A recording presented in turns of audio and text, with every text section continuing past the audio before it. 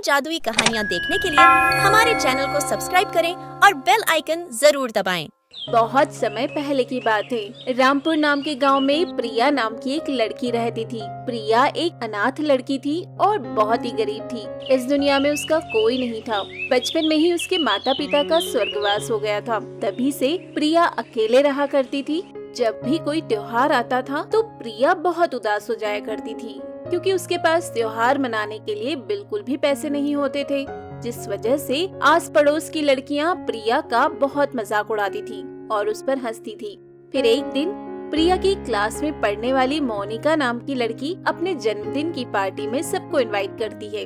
सुनो फ्रेंड्स, आप सबको पता ही है कि आज मेरा जन्मदिन है, इसीलिए मेरे पिता ने मेरे जन्मदिन को खास बनाने के लिए बहुत बड़ी पार्टी रखी है। तो शाम को तुम सब अच्छे से तैयार होकर मेरे घर पहुंच जाना। हम सब बहुत मजे करेंगे। ये सुनकर सभी लड़कियां बहुत खुश हो जाती है। प्रिया भी बहुत खुश हो जाती है। फिर शाम को सभी लड़कियों के साथ प्रिया मोनिका के घर पहुंच जाती है। प्रिया को देखकर मोनिका ताना मारते हुए बोलती है, अरे तुझे यहाँ आने के लिए किसने कहा था? यहाँ आकर तू मेरी बेइज्जती करवा रही है। यहाँ देख सब कितने अच्छे से तैयार होकर आए हैं और तू खुद को देख कितनी बदसूरत लग रही है। गिफ्ट ना सही, कम से कम अच्छे कपड़े तो पहन कर आ जाती। इतना बोलकर मोनिका के साथ उसकी सारी फ्रेंड्स प्रिया पर हंसने लगती है। प्रिया को बहुत बुरा लगता है। ठीक है मोनिका, अगर तुम्हें मेरी पार्टी में आना अच्छा नहीं लगा तो मैं चली जाती हूँ। इतना कहकर प्रिया उदास होकर पार्टी से घर को लौटती है और घर आकर बहुत रोती है, लेकिन प्रिया को चुप कराने वाला कोई नहीं होता। प्रिया खुद ही अपने मन को शांत करके सो जाती है। ऐसे ही कुछ दिन बीत जाते हैं। फिर एक दिन प्रिया घर में खाना बना रही होती है। तभी वहाँ उड़ते हुए अचानक से एक घायल परी आ जाती है और कहती है, सुनो लड़की, मैं बहुत दूर परी देश से आई हूँ। मैं अपनी सहेलियों के साथ पृथ्वी पर घूमने आई थी। तभी हमारे पीछे एक बहुत ही खतरनाक चुड़ैल पड़ गई और उसने मुझे घायल कर दिया। मैं बड़ी मुश्किल से अपनी जान बचाकर भागी हूँ। तुम प्लीज मेरी थोड़ी मदद कर दो। ये तो बहुत बुरा हुआ परी जी आपके साथ, लेकिन मैं आपकी क्या मदद कर सकती हूँ, आप बताइए। प्रिया, मैंने सुबह से कुछ नहीं खाया है। अगर तुमने खाना बना लिया है तो पहले मुझे थोड़ा सा खाना खिला दो। प्रिया जल्दी से परी को खाना परोस देती है और परी खाना खा लेती है। खाना खाने के बाद परी कहती है, वो चुड़ैल किसी भी पल आती होगी, तुम मुझे जल्दी से अपने घर में कहीं छुपा दो। परी की बात सुनकर प्रिया परी को अपने घर के नीचे वाले तहखाने में छुपा देती है। परी, आप यहाँ पर बिल्कुल सुरक्षित हो, आप चिंता मत करो, आपको कुछ नहीं होगा। तभी घर के दरवाजे पर दस्तक होती है। कोई है अंदर? गेट खोलो। परी, लगता है चुड़ैल आपको ढूंढते हुए यहाँ तक आ गई है, पर आप चिंता मत करो, मैं सब संभाल लूंगी। प्रिया जाकर दरवाजा खोलती है तो वहाँ पर चुड़ैल खड़ी होती है। सुनो लड़की, मैं किसी परी का पीछा कर रही हूँ। क्या तुम्हारे घर में कोई परी आई है? देखो, मुझसे झूठ बोलने की बिल्कुल भी कोशिश मत करना। अगर तुम्हारे घर परी आई है तो साफ साफ बता दो। मैं बहुत ही बेरहम और दुष्ट चुड़ैल हूँ। तुम्हारी भलाई इसी में है लड़की कि तुम मुझे सब कुछ सच सच बता दो, समझी? आप किस परी की बात कर रही हैं चुड़ैल जी? मैंने कभी अपनी जिंदगी में किसी परी को नहीं देखा। सच में परियां होती हैं? बताइए ना चुड़ैल जी, अगर होती हैं तो मुझे उनसे मिलना है। क्या आप मुझे परी से मिलवा सकती हो?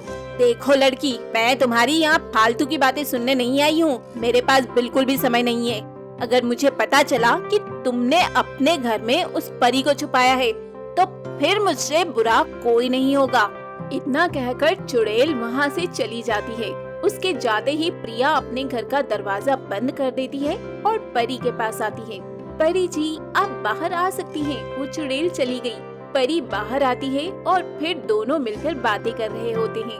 तभी परी की बाकी सहेलियां भी परी को ढूंढते हुए वहाँ आ जाती है, जिन्हें देखकर परी बहुत खुश होती है। फिर परी प्रिया से कहती है, तुम्हारा बहुत बहुत आभार प्रिया, तुम एक बहुत ही अच्छी लड़की हो।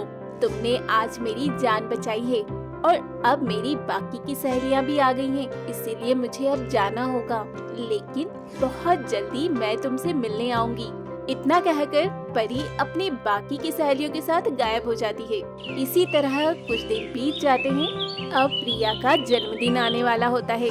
तभी एक दिन प्रिया के पड़ोस में रहने वाली उसकी सहेली अंजलि उसके पास आती है और कहती है, सुनो प्रिया, आज से तुम्हारा जन्मदिन है ना? जन्मदिन की बहुत बहुत बधाई। क्या तुम अपने जन्मदिन पर केक नहीं खिलाओगी? शुक्रिया अंजलि। लेकिन अंजलि, तुम तो जानती ही हो कि मैं भी तुम्हारी तरह बहुत गरीब हूँ। मेरे पास केक खरीदने के लिए पैसे ही नहीं है, नहीं तो मैं तुम्हें जरूर केक खिलाती। अरे कोई बात नहीं प्रिया, मैं तो यूं ही मजाक कर रही थी, तो परेशान क्यों हो रही है? प्रिया और अंजलि आपस में बातें कर रही होती है। तभी वहाँ पर परी प्रकट हो जाती है। उसे देखकर प्रिया बहुत खुश होती है और कहती है, अरे परी जी, आप अचानक यहाँ? सब ठीक तो है ना? क्या उस चुड़ैल ने फिर से आपको परेशान किया? नहीं प्रिया, उस चुड़ैल ने मुझे परेशान नहीं किया। उस दिन मैंने अपनी जादुई शक्तियों से तुम्हारे बारे में सब कुछ पता कर लिया था और मुझे ये भी पता चल गया था कि आज के दिन तुम्हारा जन्मदिन है। लेकिन उस दिन मैं तुम्हारी कोई मदद नहीं कर पाई, पर आज तुम्हारा जन्मदिन है, इसलिए आज मैं यहाँ तुम्हारा जन्मदिन मनाने आई हूँ। इतना बोलकर परी अपनी जादुई छड़ी से प्रिया के कपड़ों को बहुत ही सुंदर कपड़ों में बदल देती है और साथ ही उसके घर को बहुत ही बड़ा और शानदार घर बना देती है और परी घर को अच्छे से सजा देती है और वहाँ पर एक बहुत ही शानदार और बड़ा सा केक प्रकट करती है। प्रिया, ये एक जादुई केक है जो कभी खत्म नहीं होगा और तुम इस केक से अपने पसंद की कोई भी चीज मांग सकती हो। ये केक तुम्हारी सारी इच्छाओं को पूरी करेगा और आज हम तुम्हारा जन्मदिन गरीब लोगों के साथ बहुत धूमधाम से मनाएंगे। तुम्हारे जितने भी दोस्त लोग हैं, सबको तुम बुला लो। प्रिया बहुत खुश होती है और अपने सभी दोस्तों को अपने जन्मदिन की पार्टी में बुलाती है। मोनिका, आज मेरा जन्मदिन है, तो तुम जल्दी से तैयार होकर मेरे जन्मदिन की पार्टी में आ जाना। मैं अपने जन्मदिन बहुत ही धूमधाम से मना रही हूँ। अच्छा जी, चल ठीक है, आ जाऊंगी। प्रिया एक एक करके अपने सभी दोस्तों को बुलाती है। मोनिका प्रिया का इतना अच्छा जन्मदिन सेलिब्रेशन देखकर चौंक जाती है। फिर प्रिया केक काटती है और सबसे पहले परी को खिलाती है। मेरे जन्मदिन को इतना खास बनाने के लिए आपका बहुत शुक्रिया परी जी। ये सब मैं सपने में भी नहीं सोच सकती थी कि मैं कभी अपना जन्मदिन इतनी धूमधाम से मनाऊंगी। शुक्रिया की कोई बात नहीं है प्रिया, तुम जैसी अच्छी लड़की की मदद करने में मुझे बहुत खुशी हो रही है और उस दिन तुमने भी तो मेरी मदद की थी। अब तुम्हें चिंता करने की कोई जरूरत नहीं है और अब से मैं तुम्हारा इसी तरह हर साल जन्मदिन मनाऊंगी। अब से प्रिया की जिंदगी में कोई दुख और परेशानी नहीं रहती है। वो अपने बड़े से घर में हंसी खुशी अपना जीवन बिताने लगती है।